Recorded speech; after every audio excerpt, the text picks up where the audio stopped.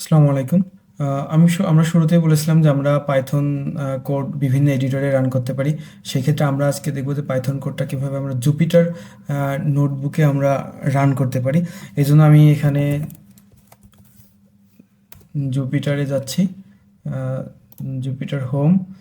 এখান থেকে আমি জাস্ট ট্রাইতে ক্লিক করব এবং নিচে এসে এখানে পাইথন তো আসার পরে পাইথনে ক্লিক করলে আমার এরকম একটা ইন্টারফেস চলে আসবে। যেহেতু আমি এখানে আগে এটা লিখেছিলাম, তো আমি এটা ডিলিট করে দিই এখান থেকে। এখানে মূলত কোড লিখবো আমি।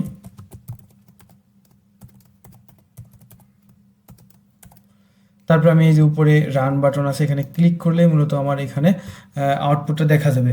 আসলে এই আউটপুটটা দেখাটা অনেক সময় নেট স্পিডের উপর নির্ভর করে। নেট স্পিড ভালো থাকলে একেবারে রিয়েল টাইম চলে আসবে, নেট স্পিড একটু কম থাকলে সময় নেবে। আমি এখানে হুবহু একবারে ভিএস কোডে যেভাবে প্রোগ্রাম করতে পারতাম ওইভাবেই আমি এখানে প্রোগ্রাম করতে পারবো।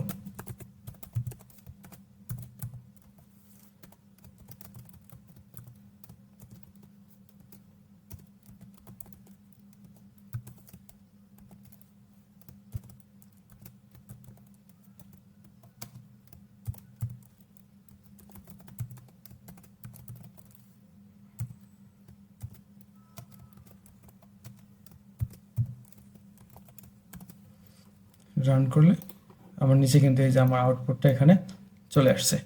তো যাদের ভিএস কোডে যদি প্রবলেম হয় প্রোগ্রাম রান করে, তাহলে তারা অনলাইনে এভাবে জুপিটার নোটবুকে ট্রাই করতে পারে। জুপিটার নোটবুক কিন্তু আবার অফলাইনে ডাউনলোড করেও ব্যবহার করা যায়, আপনারা ট্রাই করে দেখতে পারেন। ধন্যবাদ সবাইকে।